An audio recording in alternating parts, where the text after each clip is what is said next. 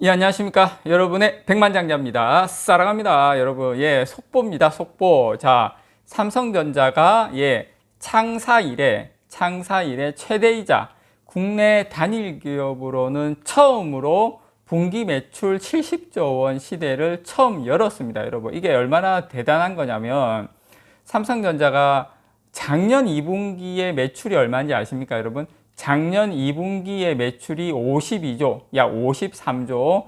그 다음부터 작년 3분기, 작년 3분기부터 해서 계속 66조, 61조, 61조, 63조 하다가 올해 3분기에는 드디어 63조. 이게 얼마나 대단한 거냐면 삼성전자 2017년도, 2018년도 사상 최대의 이익을 낼 때만 해도 영업이익이 이렇게 많지는 않았어요. 그때도 뭐 68조, 거의 70조가 안 됐는데 사상 최대로 70조 시대를 열었다. 사실 삼성전자의 아킬레스건 중에 하나가 뭐였냐면 메모리 반도체 업황이 좋아지면 영업이익률은 올라가요. 영업이익률은 올라가는데 문제가 뭐냐면 매출액 증가가 적었다. 매출액 증가가 적었는데 이제 매출액 70조 시대, 내년에는 매출액 연간 300조를 돌파하는 첫 해가 되지 않을까 그렇게 예상을 합니다. 매출액 300조를 돌파하면 주가도 거기에 따라서 반응을 해야 되겠죠. 지금 그래서 삼성전자가 지금 3, 4분기 이번 분기 73조 73조 영업이익은 15조 8천억 원으로 잠정 집계가 나왔습니다. 여러분, 이게 삼성전자 설립일이 언제냐면 1969년도에 설립됐는데요. 그 이후에 매출로서 70조 원을 넘은 것은 이번이 처음입니다, 여러분. 그러니까 요게 이번 사실 영업이익은 제가 생각했던 60조 원대 넘는 그거는 좀 아니에요. 그건 아니지만 그래도 15조 8천억이면 적은 금액은 아닙니다, 여러분. 상당히 많이 나왔어요. 삼성전자가 10조대가 넘는 게 지난 2분기하고 2020년 3분기 최근에는 10조를 넘은 게 최근 한 6분기 포함해가지고 반밖에 안 돼요. 15조 넘은 건 처음이죠.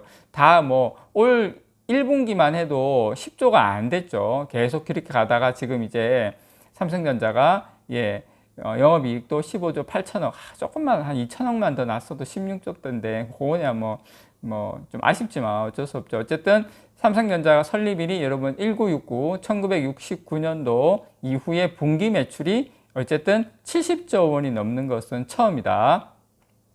직전에 역대 최대치였던 지난해 매출이 66조 원에 매출이 66조 원이요, 한 67조 원이었으니까 그때보다 거의 6조 1,400억, 전분기도 64조 7천억, 대비로도 거의 10조 원 이상 많은 액수가 나왔습니다. 자, 영업이익 같은 경우에도 상당히 이번에 많이 늘었죠. 영업이익 같은 경우에도 거의 한 3조 한 5천억, 그 전분기 대비해서 뭐 3조 2천억 이렇게 많이 늘었고요. 슈퍼사이클이 한창이던 2017년도 4, 4분기의 영업이익이 최고치가 얼마였냐면 17조 5,700억이었거든요. 17조 5,700억. 지금 뭐 15조 8천억이니까 한 뭐 2조 15조 8천억이니까 한 2조 조금 안 된다, 그죠? 2조 원 가량 못 미치는 금액이기 때문에 해볼만 하다. 어쨌든 올 초에 삼성전자가 경영 계획을 발표했거든요. 올 초에 발표할 때만 해도 삼성전자 3, 4분기 영업이익을 12조대로 예측을 했어요. 12조. 지금 거의 16조 가까이 나왔으니까 어쨌든 상당히 지금 많이 나왔다.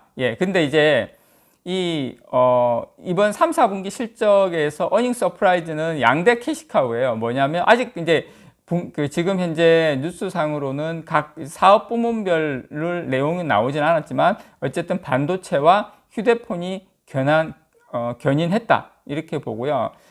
뭐 메모리 반도체 고점론이 있고 뭐 시장도 우려가 어떻고 막 이렇게 했지만 결국에는 서버 고객, 반도체에서는 서버 고객의 구매가 견조했다 또는 걸 확실하게 보여줬고요. 자, 스마트폰에서는 갤럭시 Z 시리즈, 판매 호조, 아마 갤럭시 Z 시리즈 때문에 아마 3조 원 후반대의 영업이익이 아마 IM 사업부에서는 났을 것이라고 예상을 합니다. 그리고 지금 원달러 환율 상승도 상당히 우호적으로 작용했다고 봐요. 그리고 우리가 이제부터 여러분께서 삼성전자 실적 발표가 나오면 제일 중심적으로 제일 중요하게 보셔야 되는 게 뭐냐면 이제 메모리도 아니고 스마트폰도 아니에요. 물론 메모리는 업황에 따라 움직이지만 이제 시스템 반도체, 즉 파운드리 위탁 생산하는 파운드리 쪽에 영업이익률이라든지 이익 구조가 어떻게 변하고 있는지 이게 우리의 가장 큰 관전 포인트거든요. 제가 3, 4분기에서 디테일하게 나오면 여러분들에게 알려드리겠지만 이 파운드리에서 단가가 어떻게 상승하고 물량이 어떻게 증가하고 수율이 어떻게 좋아지는지 이 3박자를 여러분들께서 잘 보시는 거, 이게 어우러져 가지고 영업이익률이 아마 이번에 제가 생각할 때 한 10% 내외는 지금 두 자리 숫자를 달성한 걸로 저는 이제 이해를 하고 있거든요. 그래서 요거에 대한 분석 3, 4분기뿐만 아니라 4, 4분기 내년 1, 4분기까지 계속 이 시스템 반도체가 영업이익률이 10%를 넘는지 그거를 계속 올라가는지 매출이 증가하는지 어떻게 되는지 보는 게 삼성전자의 주가, 그다음 미래의 성장성을 확인하는 가장 큰 요인이 될 수 있다고 여러분께 말씀드리고 싶고요. 자, 이제 삼성전자 실적 발표가 나왔기 때문에 지금 미국 증시도 뉴욕 증시가 상승을 마감했죠.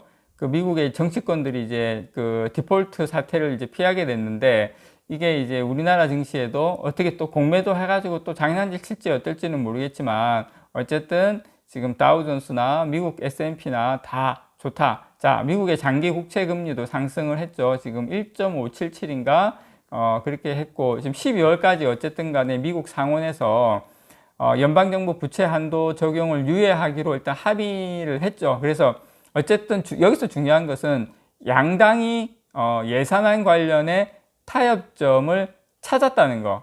요 부분에서 이제 상당히 이제 저는 어쨌든 향후에 이 긴급 부채 한도 유예를 어쨌든 통과시키도록 이제 허용할 것이다. 양당이 그렇게 아마 합의를 본 게 상당히 저는 긍정적이라 보고요. 어쨌든 미국 증시 보면 뭐 트위터라든지 엔비디아, AMD 거의 2% 가까이 이상 상승을 했고요.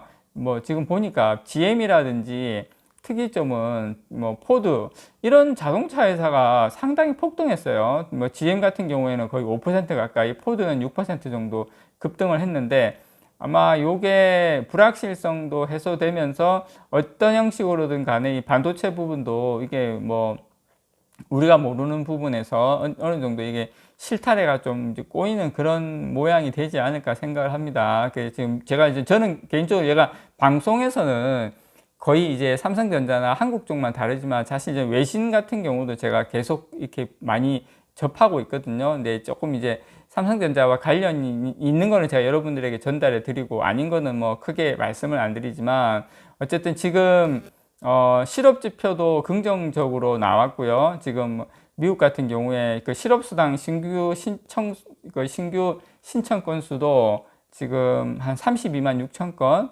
전주가 한 36만 건이었거든요.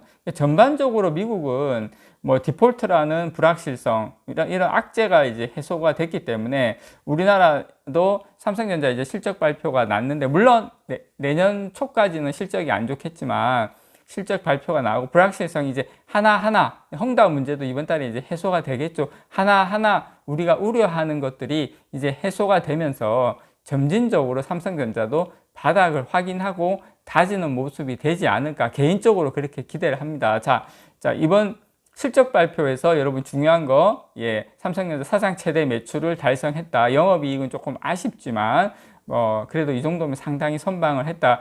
연초에 할 때는 12조대를 계획을 했다라는 거. 그리고 다시 한번 말씀드리지만 우리가 이번 실적 발표와 계속 앞으로 실적 발표 때 가장 우리가 중심적으로 봐야 되는 것은 메모리 반도체는 어쨌든 업황에 따라 움직이지만 시스템 반도체, 이 파운드리 쪽에 지금 상황이 영업이익률이 얼마나 좋아지고 있고 매출이 얼마나 좋아지고 있고 물량이 얼마나 증가하고 수율이 어떻게 개선되고 있는지 이건 제가 계속 알려드리도록 하겠습니다. 이게 상당히 중요하다라는 거.